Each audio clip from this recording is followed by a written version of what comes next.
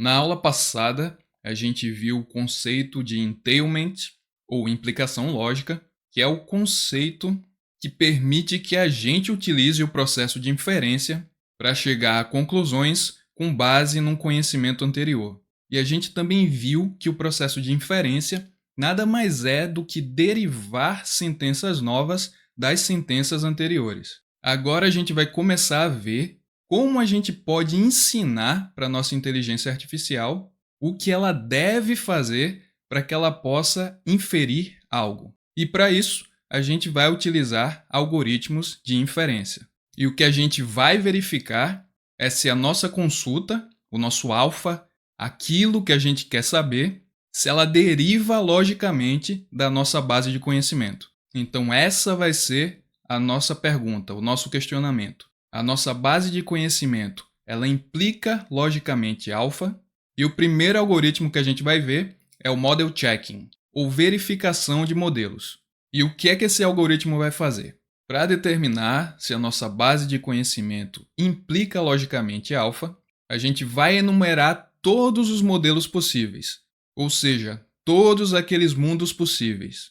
Depois a gente vai verificar se em todo modelo onde a base de conhecimento é verdadeira, alfa também é verdadeiro. Então, o knowledge base implica logicamente alfa. Caso contrário, a base de conhecimento não implica logicamente alfa. Voltando para aquele nosso exemplo, a gente tem aqui três proposições lógicas, P, Q e R, em que P é terça-feira, Q está chovendo e R, Harry vai correr.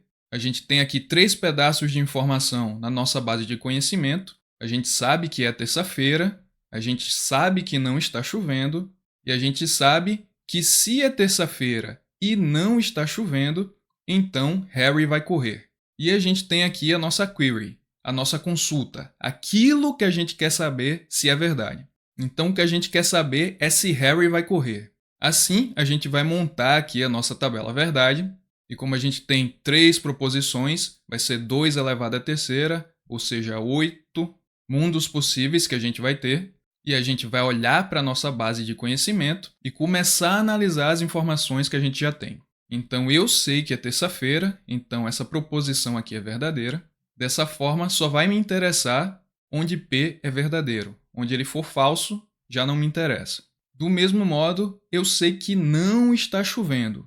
Como a gente tem aqui a negação de Q, e isso é verdadeiro, se a negação de Q é verdadeira, então Q é falso. Assim eu vou olhar aqui na minha tabela verdade e verificar onde Q é falso e P, como a gente já viu, é verdadeiro. Então eu tenho duas linhas aqui, onde P é verdadeiro e Q é falso. Essa aqui e essa aqui. Por último, eu tenho esse pedaço de informação, que se é terça-feira e não está chovendo, então Harry vai correr. Eu sei que é terça-feira, eu sei que não está chovendo, então, por implicação lógica, eu sei que Harry vai correr. Porque a gente viu que quando a gente tem a implicação, se o meu antecedente ele é verdadeiro, para que a implicação como um todo seja verdadeira também, é necessário que o meu consequente seja verdadeiro. E entre essas duas linhas que restavam, a única em que o R é verdadeiro é essa aqui. E a gente viu que o nosso knowledge base resulta em verdadeiro, com base nesses elementos de informação que a gente tem, e em todos esses mundos possíveis, só essa fórmula lógica aqui resultou em uma base de conhecimento verdadeira. E com base no nosso conceito de entailment, ou implicação lógica, se em todos os mundos possíveis em que a nossa base de conhecimento é verdadeira e a nossa consulta também é verdadeira, o nosso alfa é verdadeiro, isso significa dizer que a nossa base de conhecimento implica logicamente alfa, ou seja, implica logicamente a nossa consulta. Aqui só houve um mundo possível em que isso aconteceu, mas pode ser que exista mais de um mundo possível em que isso acontece. E é dessa forma, utilizando esse raciocínio, que a nossa IA vai ser capaz de, com base em um conhecimento prévio, chegar a certas conclusões, inferindo novos conhecimentos. Vamos agora dar uma olhada em como a gente pode implementar isso efetivamente em código. Aqui, nesse arquivo logic.py, a gente vai implementar as classes, métodos e funções auxiliares que a gente vai utilizar. Aqui, logo no começo, a gente está importando do módulo ABC a classe ABC, que vai ser o modelo de classe abstrata que a gente vai utilizar, e o Decorator Abstract Method, para definir métodos abstratos que precisam ser implementados. A primeira classe que a gente está criando aqui é a classe Sentence, que vai ser uma classe abstrata, que vai ser a classe pai de todas as classes concretas que a gente vai criar. Então, Sentence aqui funciona como uma interface. Aqui a gente está definindo o método abstrato Evaluate, que vai precisar ser implementado obrigatoriamente pela classe filha, que vai ser o método que vai avaliar a nossa sentença, se essa sentença é verdadeira ou é falsa. Aqui a gente está definindo outro método abstrato, o método fórmula, que vai ser o método que simplesmente vai imprimir na tela para a gente a fórmula dessa sentença, do jeito que a gente viu, com os símbolos proposicionais e com os conectivos lógicos. Aqui a gente está definindo outro método abstrato, o método symbols, que ele vai retornar o conjunto de símbolos proposicionais que existem naquela sentença. Aqui a gente está criando um método de classe, ou seja, ele não vai estar vinculado a nenhum objeto, ele vai funcionar independentemente do objeto, e esse método validate ele vai simplesmente verificar se a sentença informada é uma sentença lógica válida. A gente tem aqui mais abaixo outro método de classe, o parenthesize, que ele só vai verificar se na minha expressão lógica os parênteses estão balanceados e se não estiverem, ele vai adicionar para uma melhor legibilidade. Aqui a classe symbol, ela vai ser a primeira classe concreta que a gente vai implementar. Você pode ver aqui que ela está herdando da nossa classe sentence e essa classe ela vai representar os nossos símbolos proposicionais.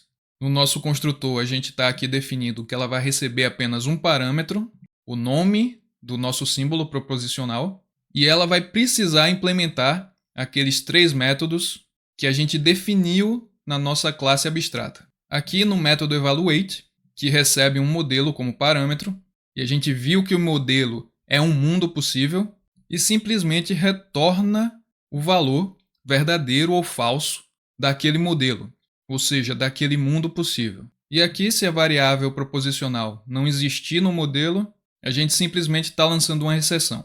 Já no método fórmula, a gente simplesmente está retornando o nome do símbolo proposicional, que nesse caso vai ser equivalente ao método symbols, que na classe symbol simplesmente também vai retornar o nome do símbolo proposicional.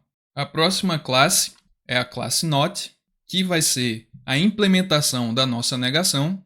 Ela também herda da classe abstrata sentence e por isso ela também precisa implementar todos aqueles métodos abstratos que a gente definiu.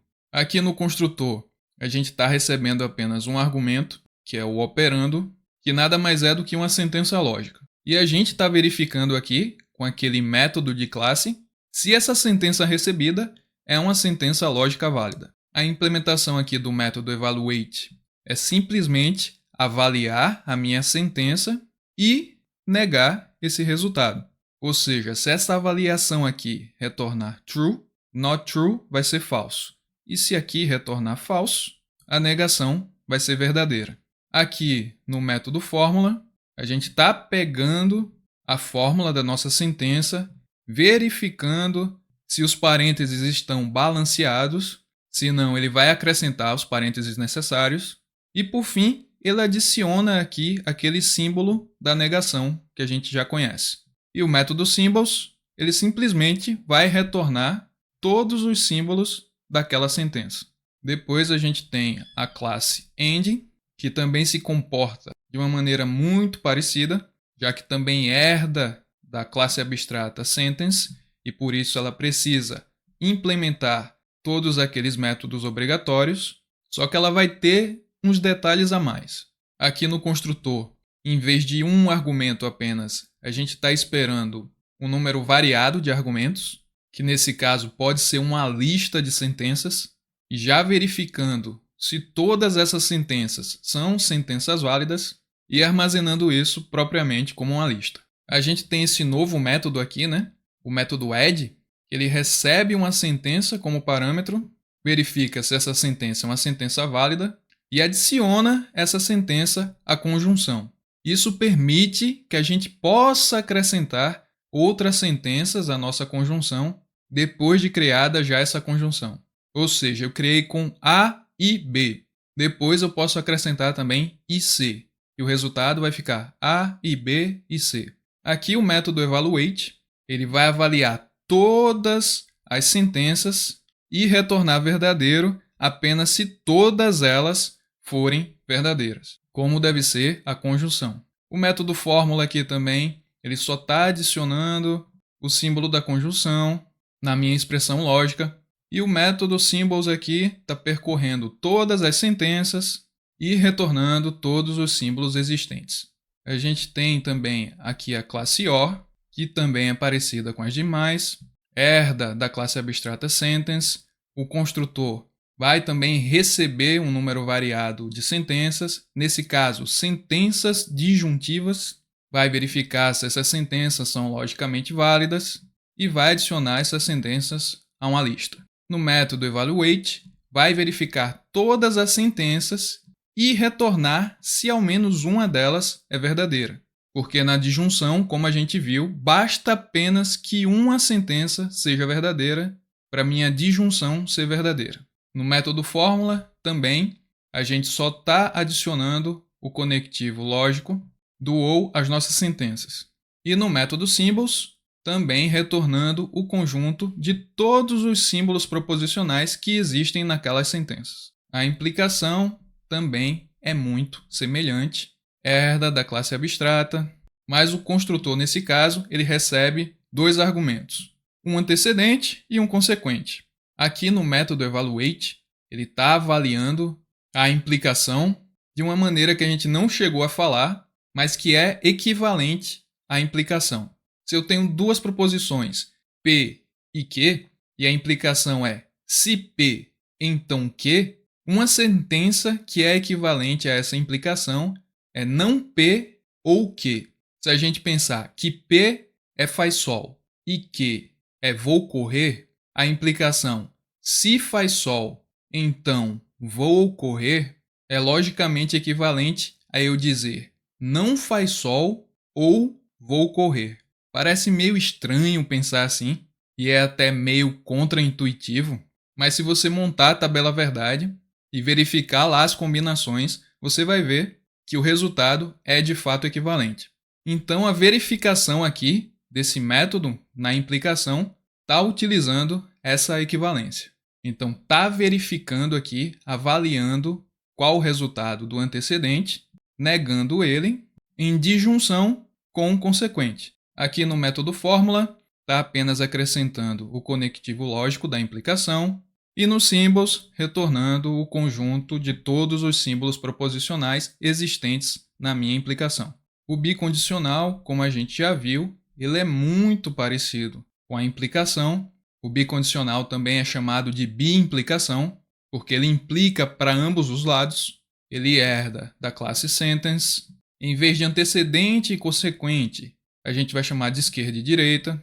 Aqui no método evaluate, como na implicação, a gente também está fazendo a avaliação pelo equivalente lógico. A gente não chegou a ver isso aqui também, mas o equivalente lógico do bicondicional, que é P, se, somente se, que, é P e que, ou não P e não que.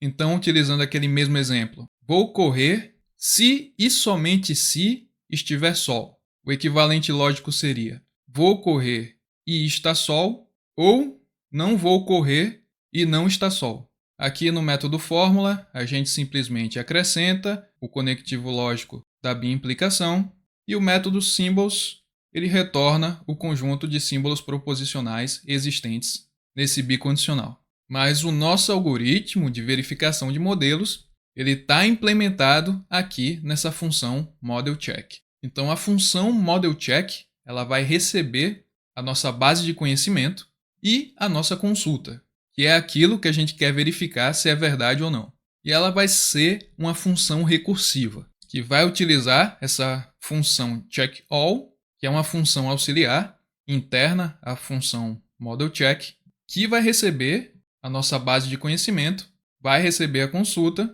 vai receber os símbolos proposicionais que existem na nossa base de conhecimento e também na nossa consulta, e um dicionário que vai começar vazio, que vai ser ele que vai mapear todas as minhas proposições, atribuindo verdadeiro e falso, para representar todos os meus mundos possíveis.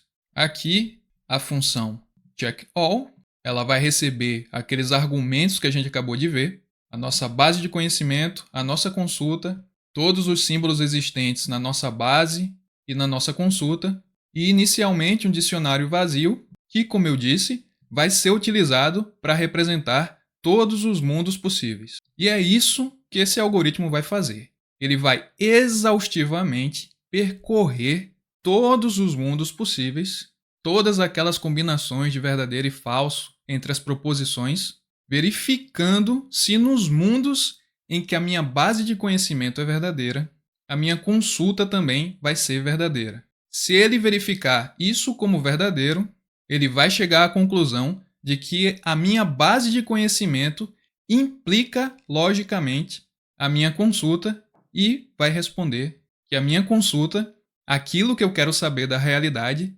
é de fato verdadeiro. Assim, como esse algoritmo é um algoritmo recursivo, logo no começo a gente vai definir o nosso caso base. Então, logo aqui eu verifico se eu ainda tenho símbolos no meu conjunto de símbolos. Se eu ainda tiver, eu vou pular aqui para o else.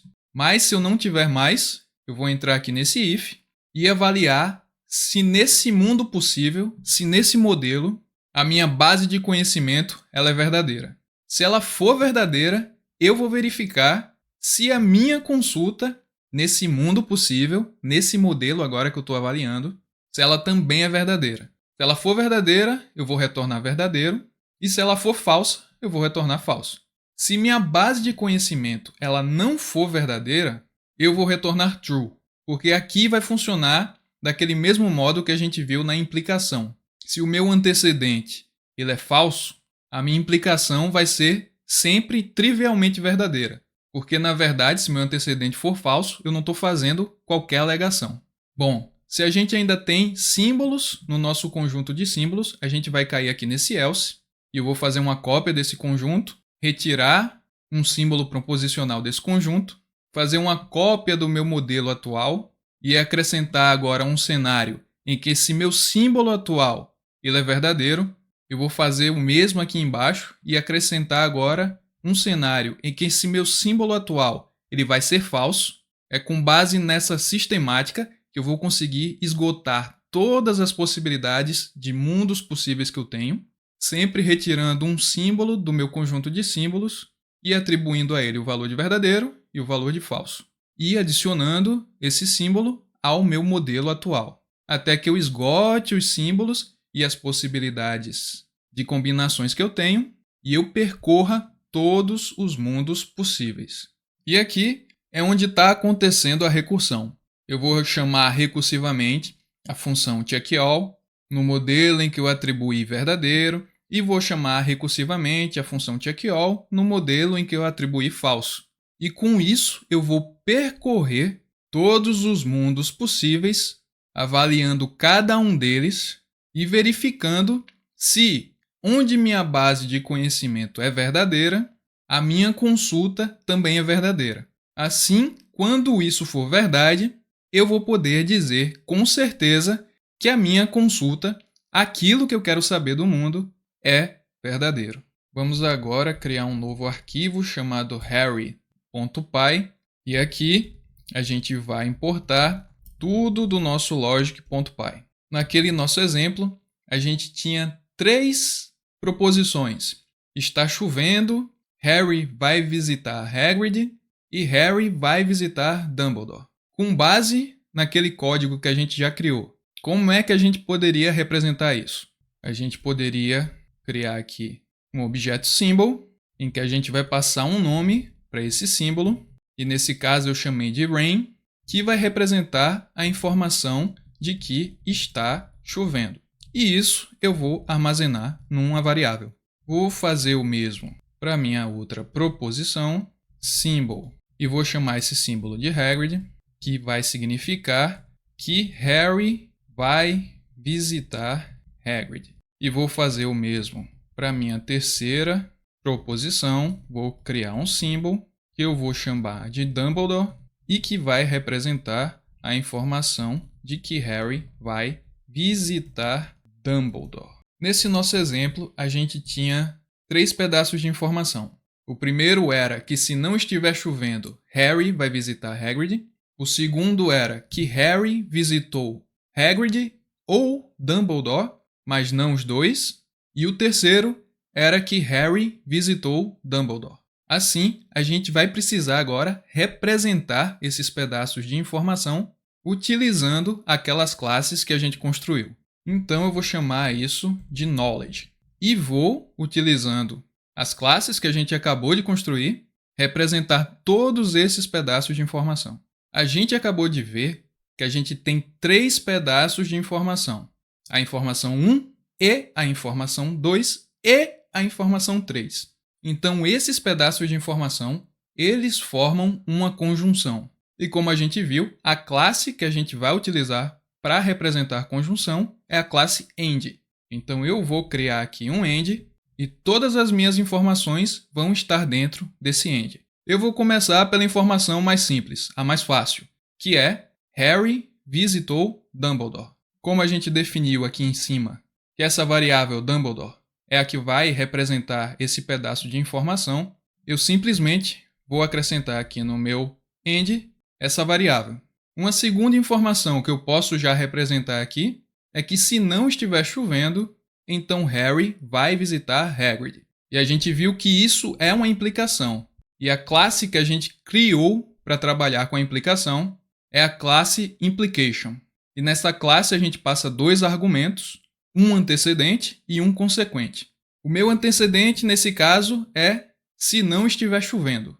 Mas o símbolo que eu defini aqui é está chovendo. Então eu vou precisar negar essa informação. E para isso eu vou utilizar a classe Not. Então eu vou colocar Not Rain. E se não estiver chovendo, Harry vai visitar Hagrid e a variável a qual eu atribuí essa informação é essa variável Hagrid aqui. Então eu vou passar ela como segundo argumento, que é o meu consequente. Aqui eu vou acrescentar a vírgula para separar os argumentos da minha conjunção. E agora está faltando apenas o último pedaço de informação, que é que Harry foi visitar Hagrid ou Dumbledore, mas não os dois. Então ele foi ou visitar um ou visitar o outro. E isso é aquele ou exclusivo que a gente viu.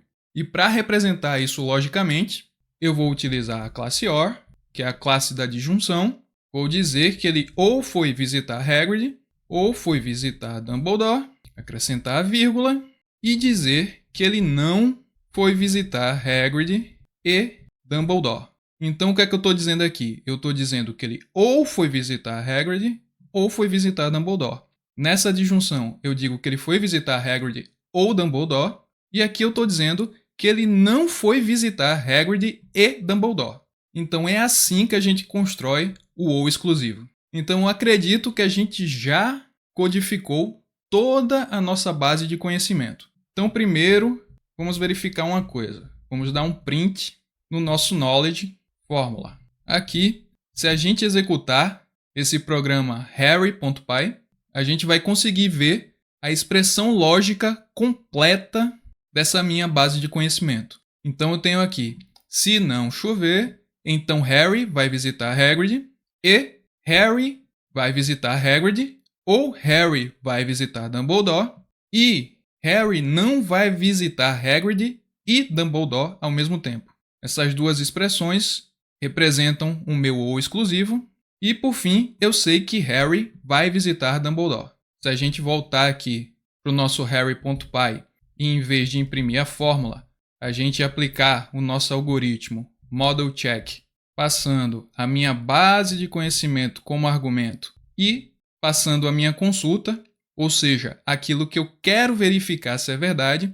Nesse caso, eu quero saber se choveu. Assim, se a gente executar de novo esse programa, a gente vai poder concluir com certeza que choveu. Então é assim que a gente pode fazer com que nosso IA tenha acesso a uma base de conhecimento, aplique um algoritmo de inferência e consiga, com base nesses pedaços de informação prévios, chegar a novos pedaços de informação e a novas conclusões. Por hoje é só. Espero você na próxima aula.